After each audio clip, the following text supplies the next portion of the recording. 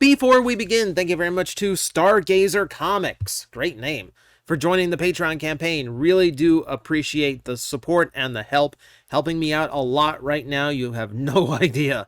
Oh my god, you have no idea. I feel like I'm being bullied at this point. I feel like I'm being bullied at this point. No, you're not allowed to do a normal intro. Yes, you have to do a shout out every video. Now I've got shout outs due all the way through the middle of the month. So thank you guys once again for being ridiculously generous and supportive. It means the world to me. If you hate my normal intro so much, okay, fine. I'll keep doing shout outs as long as they come in. I will keep those going. So, this is a topic I've had in my head for a while now because it's one of those things that happens quite often in Transformers, but considering how long we've been going with this fiction now, it's actually a surprisingly low amount of times it happens as well. I know that doesn't make sense, but hear me out. We're talking about the times that bring Optimus Prime and Megatron together for a greater good or to solve an immediate problem that requires both Autobot and Decepticon leaders to handle it. These are rare moments, as I said, but we do have enough to fill an entire video, so obviously it's a thing. I mean, it's no different than, you know, right now in the Marvel comic books, as I'm speaking this in here, Spider-Man and the Green Goblin have worked together, Spider-Man and Norman Osborn. There are times, we had a whole storyline where Lex Luthor tried to be Superman. He tried to genuinely be a hero. Then, okay, sometimes the greater good and the greater evil just have to work together for different reasons. Today, we enjoy this dynamic in Earthspark, where we see a reformed Megatron who has come to realize what he originally envisioned for Cybertron is more possible from the Autobot standpoint than the Decepticon, and what they are doing and how they have been acting is not going to bring peace, and it's not going to let Cybertronians prosper. So Megatron, he's come around, and he's kind of seen the error of his ways in Earthspark. We're still kind of waiting for the other side of the coin to flip, but so far it seems he's very genuine in being a good guy and trying it Optimus Prime's way.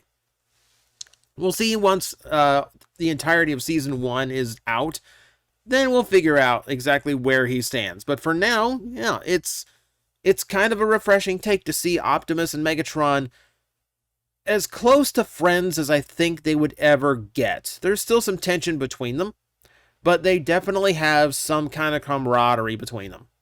So, who else? When else? What else?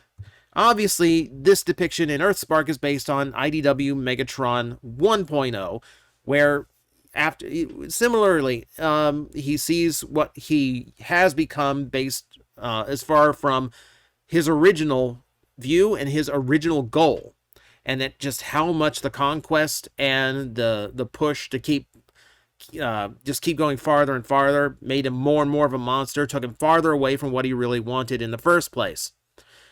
It took a lot of situation. It took a maniacal shockwave and a very forgiving and friendly Bumblebee in order to make him see he had gone too far. And he genuinely does, again, it feels like he might be playing the long game for the longest time in the books, but no, it's legitimate. And it takes a long time before we're completely convinced that it is legitimate. He plays a character that we know he cannot possibly forgive himself for what he did, but he still tries. And even as much good as he's done, it will never replace the evil he's committed. It's a tragic story. It's Megatron as a tragic hero. That said, his time together working alongside Optimus is actually rather brief. This is what I mean by it happens a lot, but it happens very little. Because generally, it's a very small amount of time they spend cooperating. They basically do it to stop Shockwave, whereas Optimus cannot do it with brute force. Megatron, or trying to communicate to him, Megatron's doing it by breaking his logic circuits, which is a great way of doing it. And yeah, after this, they kind of part ways, and they never see each other again for the rest of IDW's run, which is a little bit weird considering they're on the same side and completely agreeing for a change. Lost opportunities, but still. told fantastic stories. Fantastic stories got told with IDW Megatron. Now, it's not the only time, and it's not the only circumstance that Megatron just kind of comes around and realizes the error of his ways. Sometimes this happens in reverse. We have fictions where Optimus and Megatron actually were friends and even colleagues before the war broke out. We saw that in Transformers Prime, but that's more just touched upon. We really see it in the episode where Optimus Prime loses his memories and is conscripted into the Decepticons as Orion Pax, with no knowledge of the war, Megatron becoming evil, all of that. And you actually get to see how much Orion Pax trusted Megatron, back before everything got really bad. So that's one instance where it was before the main story.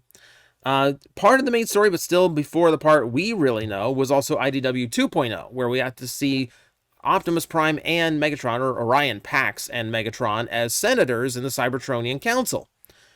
Here we get to see them working together, and yes, there is a begrudging co-worker relationship between them. They are supposedly working toward a goal, but this is right when Megatron takes leadership of the Ascenticons, which becomes the Decepticons. So we see them amicable in the storyline, but it doesn't last for very long. And it doesn't. This is one of those cases where, I felt a lot of it got rushed because 2.0 was not well received, and in the midst of a publishing change later in its run. So it's a rougher story. But you do get to see Optimus and Megatron about as cohabitable as you could before Earthspark. All right. We have other instances to cover. As long as we're in the comic books, let's go all the way back to Generation 2. In the Generation 2 comic books, Optimus and Megatron are brought together because Starscream has taken control of both the Matrix of Leadership and the War World. So basically, he's become as powerful as any Transformer has individually become. At least since he did this with the Underbase. So we're doing a little bit of a repeat here. And the entire time, they're trading barbs, but you can see they're genuinely working toward a greater goal here. And there's even something to working alongside Optimus to fight off the Plague, Geoxys, Starscream, that actually makes Megatron kind of realize, and by the time the story's over, he doesn't really seem like he wants to continue the fight. He generally seems more concerned about protecting Autobot and Decepticon alike. Which, again, is a interesting twist on a Megatron. But then again, you go through something as extreme as the Swarm, Geoxys, and Starscream at the same time. Yeah, you're going to have a little bit of a change of heart, potentially. It was good. This is one of the times where you get to see Megatron and Optimus fighting together for a longer period of time. And, it takes both of them to ultimately save the day. Well, technically the Matrix of Leadership does. Because Starscream is so sick of it turning him good, he just kind of gives it up, which is a hilarious way of ending the story. But it is good to see Optimus and Megatron working together so well, and naturally, it's someone like Starscream that does it. Japan has had their takes in comic books too, and ironically, their first attempt was also in their Generation 2 storyline. Optimus and Megatron are brought back to life for one final battle, and this Japanese fiction is a little bit muddy, because a lot of it doesn't survive that length of time, and then getting it correctly translated from such a period is a little bit weird. So there's two events that happen here. One is that Megatron's sanity circuits are repaired, and the other is that in the course of battling each other, Optimus and Megatron finally conclude that they really do need to just call a truce, that this is a no-win scenario. It's better, it's better to just lay down our arms at this point. So we see a united Cybertronian faction. The first time, the Marvel Comics did it. Megatron wasn't involved at the time, so it's not on the list. But you can see here in this shot, we actually see Optimus and Megatron not only wearing each other's colors as a cape, which is an interesting little switch up, but also sharing a united faction symbol from both Autobot and Decepticon factions shapes. Nice little touch from the artist. This lasted literally minutes. So Megatron, a friend of Megatron, gets killed, ticks him off, and he declares the war all over again. So we went through this whole storyline to bring both of the original leaders back. We have a peace accord with them, and then basically throw a completely different motive in to start up the war again. So we had this really sharp reboot that had a really kind of a flimsy reason compared to the original war, frankly. It's an odd way of explaining the G2 storyline, but sometimes Japan has odd ways of handling it. I think it's interesting to happen specifically for this image alone, because it is such a surreal picture. Not only because of Optimus Megatron sharing motifs and symbols, but also Optimus sitting in a throne doesn't really suit him. Optimus himself said thrones are for Decepticons. But Japan was not done there. And in fact, the next time they did it, they actually had a full-on homage to that scene with the respective capes and the return of that faction symbol. This comes from the Legends comic book that Japan did throughout all of their Generation toy releases. And if you know those, it's insanity. The storylines are absolutely crazy because there's one story literally to highlight every new toy that comes out. And they get away with all manner of things. Mashed up combiners, pulling random repaints from different universes and rechristening them as new characters. There's chibi Beast Wars characters for reasons. But a big part of that is also Megatron and Optimus going through multiple incarnations and multiple transformations into new bodies for their new toys. Megatron goes all the way up to Super and Ultra Megatron again. I think becomes Gold Megatron as well before going back to just normal Megatron. And then Optimus has all of his modern stuff, Star Command, etc., etc. It's a weird thing, but the ultimate conclusion is a peace accord between Autobot and Decepticon after battling forces together that required both Optimus and Megatron's attention. It's chaotic, and this is a very brief explanation of it. I'm leaving so much out for the sake of brevity. Now, this is all fun and games. This is all comic books that came later. What about the original fiction? What about the cartoon? Okay, so in the animation, this happened exactly 3 times. 4 technically if you count Optimus and Galvatron forming a truce at the end of season 3, but that is Galvatron, who is very much treated as a different character. For the same reason, I have not included Optimus and Galvatron in Armada working together, because yeah, it's not. Look, the list is Optimus and Megatron. All right, I acknowledge that those instances exist, but they're not quite the criteria I'm looking for. Let's talk about the 3 times it happened in the original cartoon. The first one, oh man, Countdown to Extinction, I believe, is the episode from this one. So, Starscream has basically hot-wired an energy source that could just blow up the whole Earth. And that was his goal. His goal was to blow up Earth and absorb all the energy from the explosion from Cybertron to repower the planet. That was the goal.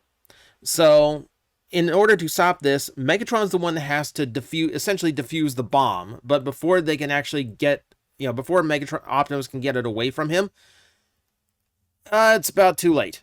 It's about too late. So, as you see here, Optimus takes for the first time, wields Megatron in gun mode, with Megatron telling him to do it, and launches the power source off into space, blasting Starscream just for good measure, by the way.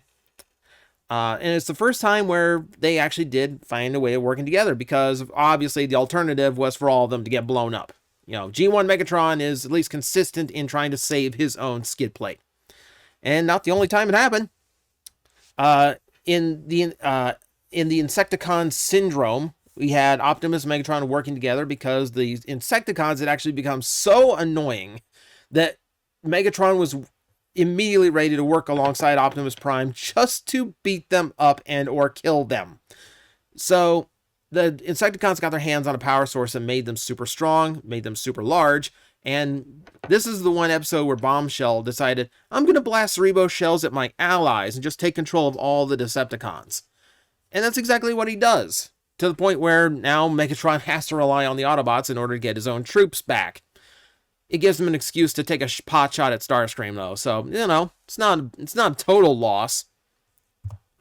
The third and final time was in the core, and this is one of the more weird ones because the plan they come up with to stop the core from drilling into the Earth and blowing them all up is ridiculous. So the plot of the episode revolves around Devastator getting basically brain controlled by the Autobots. Not very Autobot, I think. And Megatron trying to drill into the core of the Earth to tap its energy. They need to get Devastator back under control and get him to stop the drill. So they start meshing devices together until they can come up with a frequency that breaks all control and restores Devastator to his normal Constructicon brain set. And again, it is Megatron claiming he's doing this in the name of his fellow Decepticons, for the benefit of his Decepticons. The fact that he's running for an escape door, right when the countdown is right at the very end, it'll probably tell you that he's probably just out for it for himself. As always. But you know what? At least he puts on a good front of being concerned about his troops. If we're going to look at modern cartoons, then unfortunately we have to look at the Machinima series. I know. Not the best direction to go, but hear me out. Optimus and Megatron here have to work together to solve the Combiner problem, which eventually becomes the Starscream problem, and is once again a time where you get to see Optimus wield Megatron as a weapon. This one is actually interesting because they just come across as like old war buddies, where Megatron is just kind of exhausted and sick of the whole war situation. But, you know, opportunities to punch Starscream are always good for him, so it's a fun little alliance. And this is, again, a storyline that sees Megatron seeing his old ways and finding a new direction. Now, keep in mind, this is a post-Galvatron Megatron who actually reverted back to his original self. So he comes with a lot more mental scars and a lot more issues than your typical Megatron, which is what allows him to work alongside Optimus amicably. It's unfortunate that the show itself is so poorly written and handled, because that little element to the story alone is actually fairly interesting, I think. And I do feel like it would have been worth exploring all on its own if the show was better. But it is what it is. But at least it gives us another example for this list.